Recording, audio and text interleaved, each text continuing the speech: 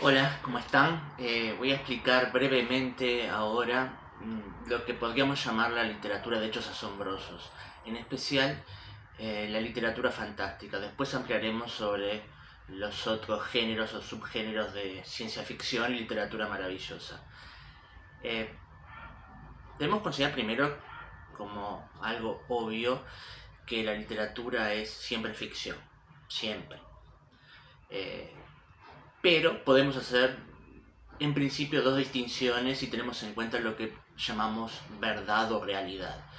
Una literatura realista, no real, realista, que reflejaría o haría referencia a hechos que uno podría considerar como posibles. Uno lee una historia realista y de acuerdo a determinado contexto histórico cultural podría considerar que esa historia podría haber sucedido, o conoce a gente que le pasó una historia similar, o uno mismo vivió una historia similar, eh, o son hechos que uno diría, esto podría ocurrir en la realidad. Insisto, de acuerdo a un contexto histórico y sociocultural particular, porque evidentemente lo que consideramos como posible, como real, varía de época en época. Una época consideró reales los dragones, un contexto consideró reales las luces malas y los lobisones, ¿no? Entonces, una literatura realista sería aquella que más o menos concuerda con un criterio de verosímil, de lo que una sociedad en un momento cultural, en un momento histórico, perdón, considera como factible de ocurrir. Después tenemos una literatura de hechos asombrosos que rompe con la lógica que esa sociedad maneja, ¿no? Que esa cultura maneja, donde se introducen algunos elementos dentro de la historia que podríamos considerar ilógicos, irracionales, anormales, ¿no? Dentro de esa literatura que introduce hechos asombrosos, eh, lo decía anteriormente, podríamos hacer una división en tres: una literatura fantástica, una literatura de ciencia ficción y una literatura maravillosa. Ustedes van a tener un repartido ahí donde se hace una distinción entre las tres. Ahora quiero enfocarme en la literatura fantástica en particular, a pesar de que los tres tipos de literatura, esta de fantástica, maravillosa, de ciencia ficción, podrían tener zonas en común. Lo fantástico. Lo fantástico es varios teóricos han concordado en esto, aunque se han escrito ríos y ríos de tinta sobre el asunto. Lo fantástico sería la irrupción de algo ilógico, algo intranquilizador, algo anormal, dentro de un contexto que consideraríamos probable, creíble, ¿no? Por ejemplo, ¿no? Una serie de microcuentos muy conocidos que Borges, Bioy Casares y Silvina Ocampo introducen dentro de su literatura, de su antología de literatura fantástica. Los tres escritores argentinos elaboraron un libro con lo que ellos consideraron los mejores representantes de la literatura fantástica. Entre ellos este microcuento, El gesto de la muerte. Un joven jardinero persa dice a su príncipe: «Sálvame, encontré a la muerte esta mañana, me hizo un gesto de amenaza. Esta noche, por milagro, quisiera estar en Ispahán». El bondadoso príncipe le presta sus caballos. Por la tarde, el príncipe encuentra a la muerte y le pregunta: «Esta mañana, ¿por qué hiciste a nuestro jardinero un gesto de amenaza?». «No fue un gesto de amenaza», le responde, «sino un gesto de sorpresa, pues lo veía lejos de Ispahán esta mañana y debo tomarlo esa noche en Ispahán». Si ustedes piensan este microcuento, bueno, hay un príncipe, hay un jardinero, personajes que perfectamente podrían pertenecer al mundo de lo real. Entonces ahí tienen una parte que podría ser considerada literatura realista. Ahora, que el jardinero se encuentre con la muerte personificada, ahí hay un elemento intranquilizador. La literatura fantástica suele ser una literatura intranquilizadora, muy usada para crear historias de terror. el cine de terror, la literatura de terror básicamente se basa en este esquema, en darnos algo a los lectores, a los espectadores con los que nos sintamos cómodos, que nos sintamos reconocidos en eso que vemos o leemos, y de repente, para generarnos el terror, aparece lo inexplicable en el medio de una situación, repito, confortable con nuestra concepción de lo real. Acá aparece la muerte, ¿no? Y la muerte que simplemente le hace un gesto y el jardinero interpreta como que lo ha venido a buscar. Después descubrimos que el gesto fue de sorpresa y no de amenaza. El jardinero interpretó otra cosa, intentó huir, le pidió al príncipe los caballos, ¿no? El caballo se fue a otro pueblo y cuando el príncipe consulta, bueno, la muerte explica cuál ha sido su verdadero gesto, ¿no? Que no entendía por qué estaba ahí si tenía que tomarlo en otro lado. Y esto nos introduce en un aspecto fundamental de la literatura fantástica. La literatura fantástica no introduce un hecho asombroso solo para provocar un efecto de terror, para hacer un alarde de imaginación, sino porque en el fondo es simbólica de algún tema humano.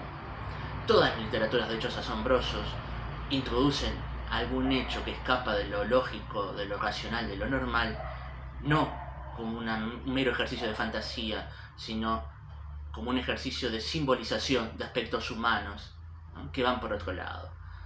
La literatura realista también es simbólica, lo que yo leo ahí en los signos de una novela de Balzac, ¿no? De un cuento realista de Quiroga, es mentira, insisto, son signos que representan otra cosa. Pero en la literatura fantástica, de ciencia ficción o maravillosa, esa simbolización, esa metaforización está como unos escalones más arriba, ¿no? Detrás de aquello que parece increíble siempre hay un aspecto humano, ¿no? Entonces, ¿qué hay acá? Bueno, el destino de cualquier ser humano es la muerte y no hay forma de huir de él, ¿no? El hecho fantástico acá parece explícito y esta es una de las divisiones que quiero hacer claras. Dentro de la literatura fantástica parecería haber dos caminos. Una que hace explícito, evidente, lo ilógico, lo irracional, lo asombroso. Bueno, acá aparece la muerte personificada, ¿ah? Y otra literatura que no lo hace evidente, que lo sugiere, ¿ah? Y que podríamos, en una segunda lectura, o en la misma lectura, considerar que el relato es, por un lado, realista y por otro lado, fantástico, porque lo fantástico está sugerido. Pienso en Gato que aparece en la noche, que plantearía este mismo tema, ¿no? Gato que aparece en la noche, el relato de Henry Trujillo, muestra a un hombre vencido, cincuentón, en una pensión, empobrecido, que busca trabajo pero no consigue, que tiene muy pocas cosas alrededor, que ya no le queda ni siquiera con qué alimentarse, apenas un poco de leche, unos cigarros y un poquito de yerba, y que en una noche tormentosa, donde él está encerrado en esa pieza de pensión, de repente aparece un gato negro. Sin explicación, pues la habitación estaba completamente cerrada. El gato negro ya tiene toda una carga de simbología asociado a lo fantástico, ¿no? A las brujerías, al diablo, a hechos asombrosos. En ese contexto de noche tenebrosa, con viento y tormenta, mucho más.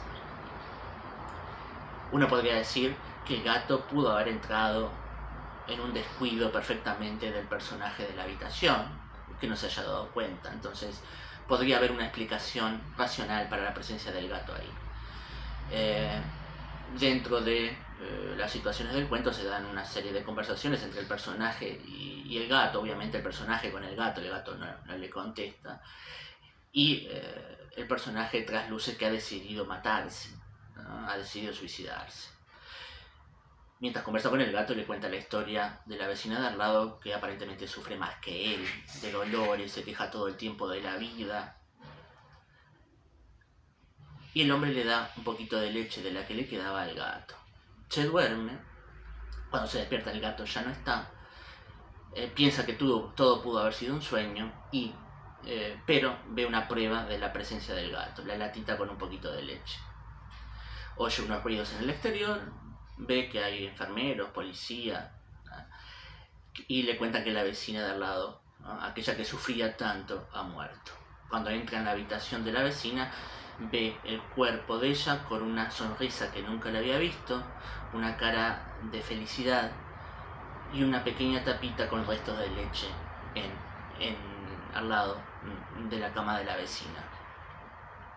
Entonces, acá hay una sugerencia de lo fantástico. Todo parece haber indicado que el gato fue a la habitación de la vecina, que también le provocó un efecto igual que al personaje principal de desahogo, y que en vez de llevarse al personaje protagónico, el gato, quizás la muerte, decidió llevarse a la vecina.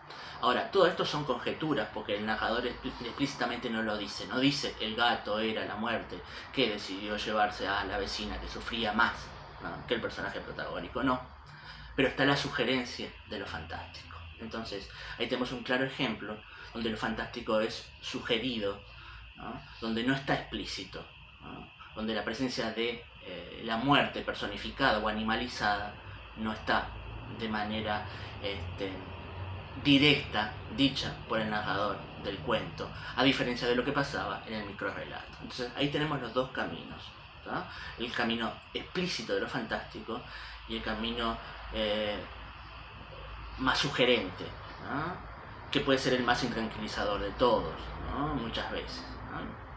Entonces, lo fantástico es la introducción de un hecho asombroso o la sugerencia de ese hecho asombroso. Evidentemente hay muchos ejemplos de esto, muy buenos escritores de literatura fantástica, Borges, Cortázar, ¿no?, dentro de los sudamericanos, ¿no?, Quiroga mismo, ¿no?